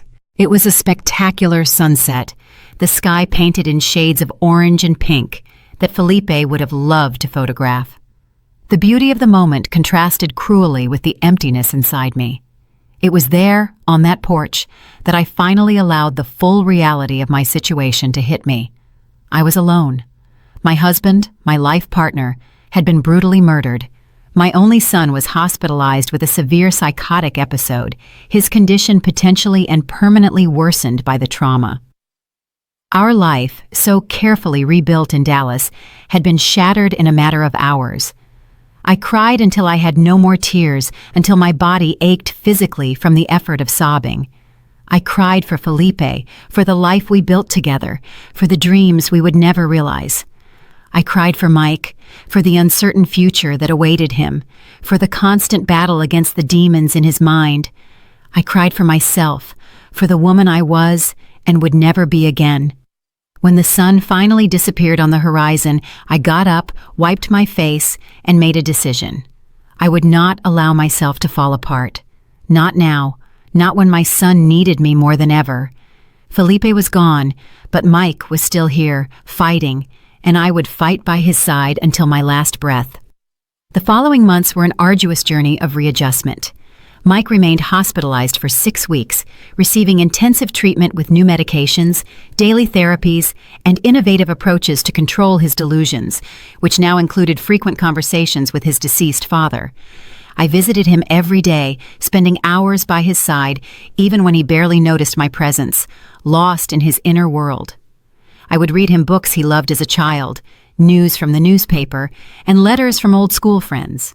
I talked about Felipe, about the memories we shared, trying to gradually help him accept the reality of the loss. Meanwhile, I dealt with practical matters I never imagined I would face alone. What should I do with Frontier accounting? I had no training in the field. I couldn't take over Felipe's part of the business operationally. Frank offered to buy my share, guaranteeing a fair price and monthly payments that would give me financial stability for a few years. And the house in Laredo? Keeping it would mean a painful connection to the place where Felipe was murdered. Selling it would mean cutting the last physical ties to the city where we built our family and where we lived so many happy moments. Decisions, decisions, decisions, all weighing exclusively on my shoulders with no Felipe to discuss, ponder, or advise with, without even a son who was lucid enough to offer an opinion. It was during this period that I discovered an inner strength I didn't know I had. I learned to trust my own judgment, to make difficult decisions, and to live with their consequences. I sold the house on the border and accepted Frank's offer for Felipe's share in the firm. I reorganized our finances to ensure that no matter what, Mike would always have the resources for his treatment. In January of 1996, 2 months after Felipe's death, Mike was finally discharged from the clinic. He was more stable. The delusions were controlled by the new medication, and the reality of his father's death was gradually accepted, at least on a conscious level. But it was a different young man who came home, quieter, more withdrawn, with a distant look that rarely brightened. The doctors explained that this was to be expected, a combination of the effects of the stronger medication, the natural process of grief, and the evolution of schizophrenia itself. "He may never be exactly as he was before," Dr. Roberts warned during one of our appointments. "The important thing now is stability, security, and routine." And that's what I tried to provide. I turned our apartment into a sanctuary of calm and predictability. Regular times for meals, medication, and therapy. A calm environment without excessive stimuli that could trigger a crisis. A constant presence, attentive but not suffocating. Mike had just turned 18, legally an adult, but emotionally more vulnerable than a child. The dream of college was temporarily put on hold. Instead, he started going to a psychosocial rehabilitation center 3 times a week, where he participated in therapeutic workshops, support groups, and recreational activities with other young people in similar situations. The routine worked for a while. There were even moments of hope, sparks of the old Mike emerging occasionally, a perceptive comment about a book he was reading, an unexpected joke during dinner, a renewed interest in drawing, an activity he had always loved as a child. But the stability was fragile, built on shaky foundations. All it took was a trigger, a photo of Felipe he found unexpectedly, a song on the radio that reminded him of his father, the casual mention of Laredo in some conversation. For the anxiety to rise, for his gaze to become distant again, for his lips to start moving in silent conversations with invisible interlocutors. At first, these relapses were brief and controllable with emergency medication, with breathing techniques he had learned in therapy, and with my reassuring presence by his side. But little by little, they became more frequent, more intense, and more difficult to reverse. In March, there was a particularly terrifying incident. I woke up in the middle of the night to find Mike standing next to my bed with a pocket knife in his hand, his glassy eyes fixed on me. "He said I need to check," he murmured, his voice distant and mechanical, "to check if you're real or an imposter." I managed to calm him down, get him to hand over the knife, lead him back to his room, and administer the emergency medication. But something inside me broke that night. The cruel reality of our situation became impossible to ignore. My son, in his moments of crisis, posed a real danger to himself and potentially to me. The next morning, I called Dr. Roberts.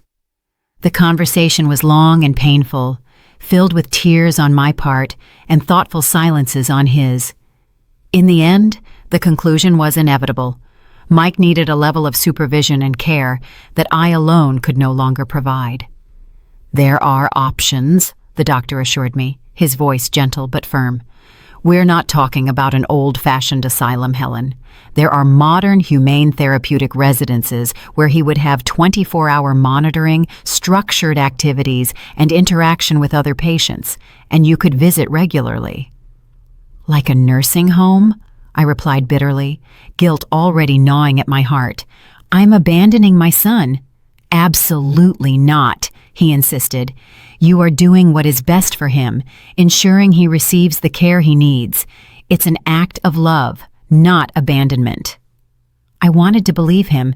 I needed to believe him. But in the weeks that followed, as I visited institutions, spoke with professionals, and filled out forms, the feeling that I was betraying Mike and failing as a mother never left me. How could I explain to an 18-year-old, already so fragile from the loss of his father, that he could no longer live with his mother? How could I make him understand that it wasn't rejection or abandonment, but the only way to ensure his safety and well-being? The conversation I had dreaded finally happened in April, on a sunny afternoon. Mike was having a good day, lucid and present, and he even helped me prepare lunch. I sat with him on the porch, his hands in mine, and explained as lovingly as possible what was about to happen. To my surprise, there was no resistance, no accusations, just a nod of understanding, a resigned sigh, and then a question that broke my heart. "Is it because of that night with the pocket knife? You're scared of me, aren't you?" "I'm not scared of you, son," I replied, tears already blurring my vision. "I'm scared for your safety.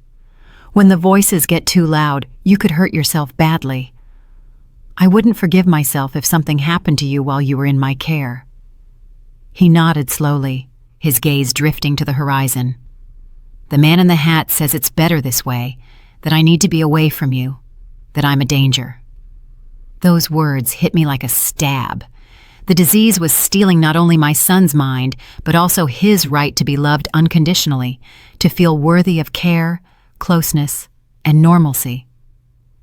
"The man in the hat is wrong," I said firmly, holding his face in my hands and making him look into my eyes. "You are not a danger. You are my son, my heart outside my body. That will never change, and I'm not sending you away. I'll be with you every day, visiting you and participating in your treatment. We'll just be sleeping in different places." I don't know if he really believed me. How could he? But he accepted with a resignation that suggested that maybe, on some level, he understood the necessity of the change. In May of 1996, 6 months after Felipe's death, Mike moved to New Horizon Therapeutic Residence, a relatively new institution on the outskirts of Dallas. It was a pleasant place, at least from the outside. A large, airy house with well-kept gardens, individual rooms for residents, cozy common areas, and a team of professionals who seemed genuinely committed to the well-being of the patients. On the day of the move, I helped him set up his room, put our photos on the walls, arranged his favorite books on the small bookshelf, and made his bed with the sheets from home, so he would have something familiar in the new environment. When it was time to say goodbye, he hugged me with a surprising intensity. "It's all going to be okay, Mom," he whispered, strangely reversing our roles, as if he were the one who needed to comfort me. "I understand why it has to be this way." Driving back to the empty apartment that night, I let the tears run freely. In less than a year, I had lost my husband to violence, and now, in a way, I had also lost my son to the cruel disease that was devouring his mind. The house that was supposed to shelter our family was reduced to a silent space inhabited only by me, surrounded by photos and memories of a life that seemed to belong to someone else, in another time. In the months that followed, I established a new routine. I visited Mike every day, participated in the family meetings offered by the institution, and talked regularly with his doctors and therapists. On good days, I would take him on short outings, a walk in the nearby park, coffee at a bakery, and occasionally even lunch at the apartment on weekends. He seemed to be adapting reasonably well. The adjusted medication, the structured routine, and the consistency of professional follow-up all contributed to a stability we could no longer achieve at home. There were episodes, of course, days when I would find him more confused and distant, talking to his deceased father, or to the persistent man in the hat. But they were managed quickly by the team, without escalating into severe crises like the ones I had witnessed at home. "He's making progress," the doctors assured me, slowly but progressing. And I wanted to believe it. I needed to believe it. To fill the empty days and the deafening silence of the apartment, I went back to work. Not with the cakes that brought me joy in Laredo. I had lost my taste for creating sweet things when life had become so bitter. Instead, I took a job as a receptionist at a medical clinic near home. The work was simple, but it filled the hours, provided some human interaction, and most importantly, it was just 15 minutes from the therapeutic residence, allowing me to visit Mike during my lunch break or immediately after my shift. I felt like a plant that had its roots ripped out and was now desperately trying to sprout new growth in arid soil. Every small routine, every new acquaintance, every established habit was an attempt to create some kind of structure and meaning in a world that had lost its fundamental coordinates. The first anniversary of Felipe's death arrived like a storm in a sky that was just starting to clear. November of 1996, 1 year since I lost my life partner, my safe harbor. The pain, which had become a constant but manageable hum in the back of my mind, returned with all its force that day. I spent the morning at the cemetery, sitting next to his simple but elegant grave, talking in a low voice to the man who still visited my dreams every night. I told him about Mike, about the therapeutic residence, about my new job, about the crushing loneliness I felt even when surrounded by people, and about the constant fear of the future. "How am I going to go on without you, Felipe?" I murmured, running my fingers over the letters carved into the tombstone. "How am I going to take care of our son all by myself?" I didn't expect an answer, of course, but in that sacred silence of the cemetery, under the gray sky of a melancholic November, I felt something calm down inside me. Not a resignation, not a complete acceptance. I would never fully accept what had happened, the senseless brutality that took Felipe from us, but maybe a recognition that despite everything, I was surviving. One day after another, one breath after another, I was still here. And as long as I was here, Mike would have someone fighting for him, believing in him, and loving him unconditionally. I visited him that afternoon, as I did every day. To my surprise, he seemed especially lucid, as if he also felt the weight of the date. "A year ago today, isn't it?" he asked when we sat in the residence's garden. "That Dad passed away." I nodded, unable to trust my voice at that moment.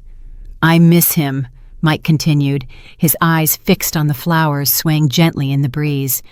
"Not the Dad I see sometimes in my episodes, but the real Dad, the one who played ball with me in the backyard, who taught me math, who never gave up on me, even when I started getting sick." The tears I had held back at the cemetery finally came, silently running down my cheeks. It was the first time in months that Mike had spoken so clearly about Felipe, distinguishing between the real father and the figure who appeared in his delusions. "I think he would be so proud of you," I finally managed to say, "of how you're handling all this, of how you're trying so hard with your treatment." A sad smile touched my son's lips. Maybe. Or maybe he'd be sad to see what I became, mentally ill, institutionalized, with no future, no— "Don't talk like that," I interrupted, grabbing his hands. "You have a future, Mike, a different one than we imagined before, maybe, but a future. And you have me. You'll always have me." He squeezed my hands back, a gesture so simple, but so meaningful at that moment. For a brief but precious instant, we were just a mother and son sharing a pain and supporting each other. Not a woman visiting a psychiatric patient. Not a young man trying to distinguish between reality and hallucination. Just us, family. What was left of the family we once were? The months turned into years. 1997 gave way to 1998, then to 1999. Mike remained at the therapeutic residence, with ups and downs in his treatment. There were periods of admirable stability when he would actively participate in workshops, develop relationships with other residents, and even show interest in resuming some studies. And there were crises, some so severe that they required temporary hospitalization in more intensive clinics. I continued my routine, my job at the medical clinic, which eventually turned into a more stable administrative position, my daily visits to Mike, and the upkeep of the small apartment that I never truly came to feel was home, an existence that was constant but empty, defined more by absences than by presences. The turn of the millennium brought innovations in the treatment of schizophrenia, more effective medications with fewer side effects, innovative therapeutic approaches, and a greater understanding of the disease, its mechanisms, and how to manage it in a more humane and efficient way. Mike, now 22, benefited from these innovations. Gradually, with the new medication, his crises became less frequent and less intense. The man in the hat, who had haunted him for years, began to appear less often until he became an almost ghostly presence, a distant echo rather than a dominant voice. In 2001, something unexpected happened. The therapeutic residents started a partial reintegration program.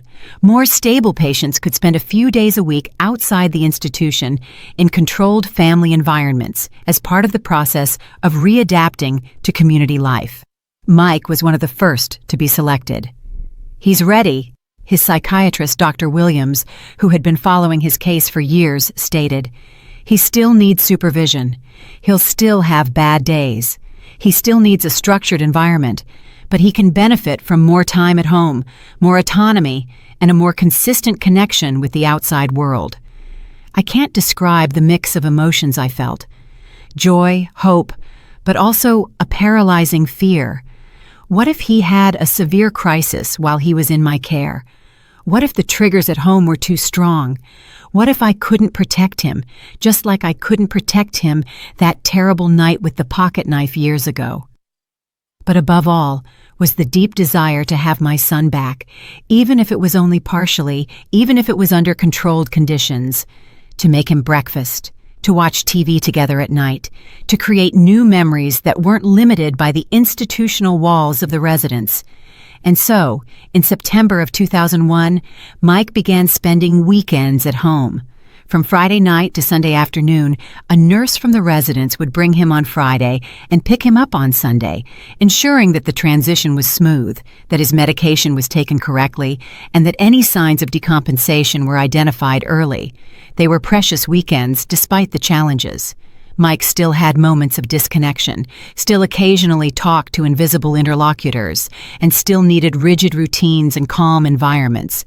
But there were also moments of surprising normalcy, like when we would cook together, when we would discuss a book we had both read, or when we would simply sit on the porch watching the city and sharing a comfortable silence. "Thank you for not giving up on me, Mom," he said one of those nights, his voice almost a whisper. "I know it hasn't been easy." "I would never give up on you," I replied, my throat tight with contained emotion. "Never." The arrangement worked well enough that in 2003, it was expanded. Mike now spent 4 days a week at home, returning to the residence only from Monday to Wednesday for intensive therapy and medication adjustments when necessary. It was almost like having him back, almost like rebuilding a version of the family life I thought I had lost forever. It wasn't perfect, of course. There were relapses, days when he would lock himself in his room, refusing to eat or talk, and days when his gaze would become distant again, his voice mechanical. There were significant limitations on what we could do, what places we could go, and what people we could interact with. Schizophrenia was still there, a constant presence in our lives, dictating rules and imposing barriers. But we were together. We were fighting day after day, year after year, and somehow we found little joys and little victories in the midst of the constant battle. In 2005, 10 years after Mike's initial diagnosis and 7 years after Felipe's murder, I allowed myself something I hadn't dared to feel in all that time: hope. Not a naive hope of a miraculous cure or a return to pre-illness normalcy, but a mature, realistic hope for a dignified life with purpose and moments of genuine happiness, despite the limitations imposed by his condition. Mike, now 27, had found an interest that turned into almost a vocation: art. He discovered in painting a form of expression that seemed to bypass the barriers of his fragmented mind.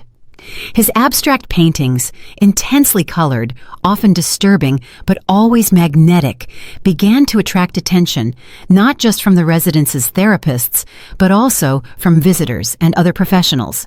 A small exhibition was organized at the city's cultural center. It was called Extraordinary Minds, featuring works by psychiatric patients from various institutions in Dallas. Mike's paintings took up an entire wall, standing out for their surprisingly refined technique, their distinctive color palette, and the almost palpable energy they emanated.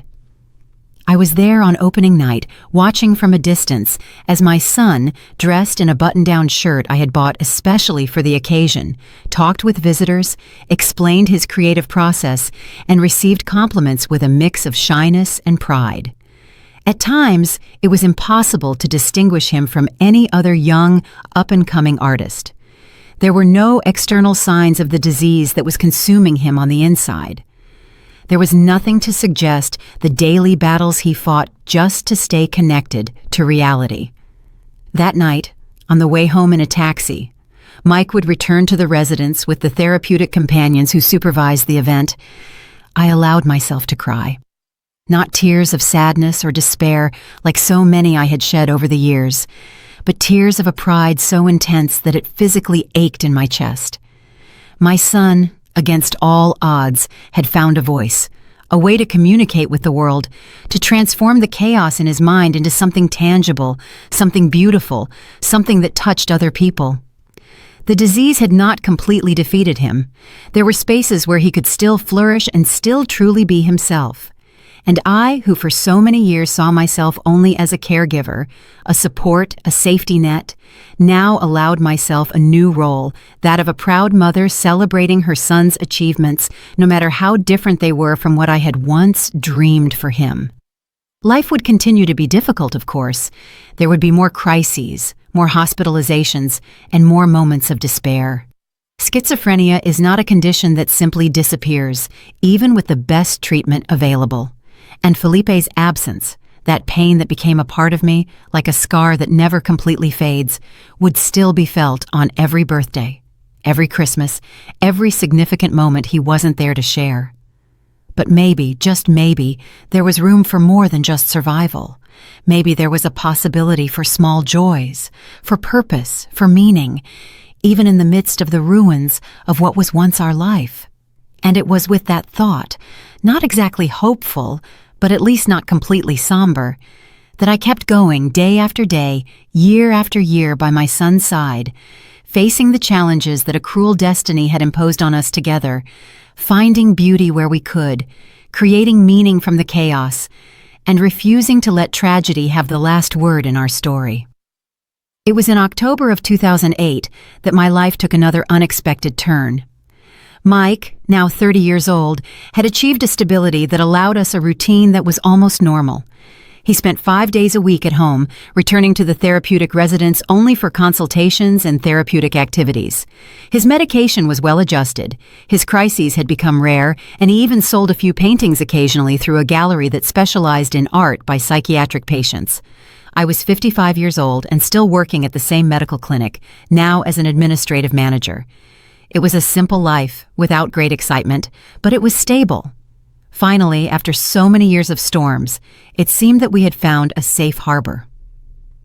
That Monday morning, I was getting ready to leave for work when I slipped on the bathroom mat. It was a silly fall, one of those that in normal circumstances would just result in a bruise and a story to tell. But I felt immediately that something was wrong. A searing pain in my right ankle and an almost instant swelling. "Mom, is everything okay in there?" Mike knocked on the door, his voice worried. "I heard a noise." "I slipped, son," I replied, trying to sound calmer than I felt. "I think I hurt my ankle." He helped me out of the bathroom and supported me to the bed. He examined my foot with surprising concentration, his delicate fingers palpating the swelling that was already forming. "We need to go to the hospital," he decided, surprising me with his clarity and initiative. "It might be broken." And it was. "A fracture of the lateral malleolus," the doctor explained, after examining the X-ray. "It wouldn't require surgery, but it would require 6 weeks of immobilization in a cast, followed by physical therapy and absolute rest for the first few days." "Do you live alone, ma'am?" the doctor asked, a young man with deep circles under his eyes, who had just finished a double shift. "No," I replied, looking at Mike, who was sitting quietly in the chair beside me. "I live with my son." The doctor cast a quick glance at Mike, noticing perhaps something in his behavior, the rhythmic bouncing of his leg, the gaze that occasionally drifted to an empty spot in the room, the lips that moved in silent conversations. Doctors always notice those things. "And is there anyone else who can help you in these first few days?" he insisted, his tone implying his doubt about Mike's ability to take care of me. "I have friends," I lied. I didn't really have any. Years of caring for a schizophrenic son had shrunk my social circle to almost nothing. "And I can hire someone if I need to." The doctor nodded, not entirely convinced. "I strongly recommend that you have help in the first few days. At the very least, you won't be able to put any weight on your foot. You'll need help with basic tasks like bathing and preparing meals." We left the hospital with my foot in a cast, a prescription for painkillers, and a brochure with instructions on how to care for the cast. Mike held my arm firmly as I balanced on the ill-fitting crutches, guiding me to the taxi that would take us home. "I'm going to take care of you, Mom," he said as the car drove through the streets of Dallas. It wasn't the promise of an adult son to his elderly mother, but almost like a child determined to show that he was capable of a responsibility too big for his shoulders. "Thank you, son," I replied, my throat tight with a mixture of gratitude and worry. How much could he really do? For how long would his condition allow him to take on the role of caregiver when for so many years he had been the one who needed care? The first few days went by surprisingly well. Mike was attentive, dedicated, and almost meticulous in following the doctor's instructions. He helped me to the bathroom, prepared simple meals, and religiously checked the times for my medications. I called work, explained the situation, and was granted a 3-week medical leave. Dr. Williams, Mike's psychiatrist, made a house call when she found out about the accident, an extraordinary gesture that showed the special bond she had developed with us over the years. "How are you two managing?" she asked after examining my ankle and approving the care we were taking. "Surprisingly well," I confessed. "Mike has been wonderful. I barely recognize my son in these last few days." She smiled, but her eyes revealed a professional concern that did not escape my notice. "That's good, but we need to be vigilant," she said in a low voice, while Mike was in the kitchen preparing tea for us. "This sudden change in roles, from patient to caregiver, can be stressful for him, even if he doesn't show it now. And stress is one of the main triggers for relapses in cases of schizophrenia." "What do you suggest?" I asked, feeling the familiar tightening in my chest that accompanied any conversation about potential crises. "I'm going to increase our sessions to twice a week, right here at home to make it easier. And I strongly suggest you consider outside help, a nurse for a few hours a day maybe, not only to help you, but to relieve the pressure on Mike." I promised to think about it, even though I knew our finances were tight. The medical insurance would cover part of the physical therapy, but a private nurse would be a luxury we could hardly afford. The second week with the cast brought the first changes in Mike's behavior, subtle at first, a forgetfulness here, an irritability there. Nothing alarming, just signs of fatigue, I thought. Anyone would be exhausted taking care of someone 24 hours a day. It was on Thursday of that week that I noticed something more worrying. I woke up in the middle of the night, feeling thirsty, and called for Mike to help me get some water. There was no answer. I shuffled to the bedroom door, leaning on my crutches, and saw him sitting in the dark living room, having an animated conversation with someone who wasn't there. "But you don't understand," he was saying, gesturing to the empty sofa. "She depends on me now. I can't just—" He stopped abruptly when he noticed my presence. He turned around with a sharp movement, his eyes wide and reflecting the little light coming from the street. "Mom," he said, his voice strangely normal, as if he hadn't just been caught talking to the air. "Do you need something?" "Just a little water," I replied, pretending not to have seen or heard anything. Years of living with the disease had taught me when to confront and when to pretend. "I'm sorry to wake you." He got up, solicitous, and went to the kitchen to get the water. I watched his movements, looking for other signs of decompensation. His hands were trembling, his steps were irregular, and his posture was too tense. He seemed normal, but I knew that appearances could be deceiving when it came to schizophrenia. The calm exterior often hides an internal storm. In the following days, the episodes became more frequent and more difficult to ignore. Mike would spend long periods talking to himself in the bathroom with the faucet running to disguise the sound.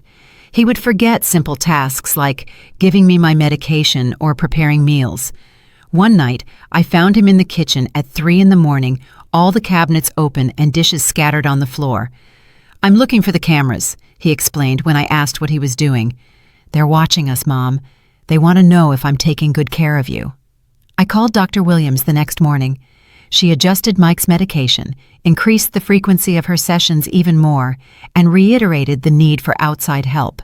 "It's no longer a suggestion, Helen," she said with her characteristic gentle firmness. "It's a medical necessity.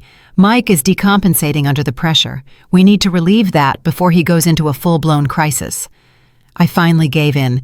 I used a part of the savings I had set aside for emergencies. Ironically, a fund I had always thought would be used for one of Mike's crises, not to pay someone to take care of me, and hired a certified nursing assistant to come for 4 hours a day. Sylvia was a robust, middle-aged woman with calloused hands and an easy smile. She had experience with psychiatric patients, which made her doubly valuable in our situation. Not only did she take care of me, bathing, dressing changes, small exercises to prevent muscle atrophy, but she also knew how to deal with Mike on his bad days. "Is everything okay, sweetie?" she would say when she caught him talking to his hallucinations. "Want to tell me what's bothering you today?" And surprisingly, he would often tell her, as if Sylvia's presence, someone from outside, not burdened by the emotional weight of being his mother, created a safe space for him to admit his fears and his confusion. "The man in the hat came back," he confessed one afternoon while Sylvia was changing my dressing. "He says I'm not taking good care of my mom, that she's going to die because of me.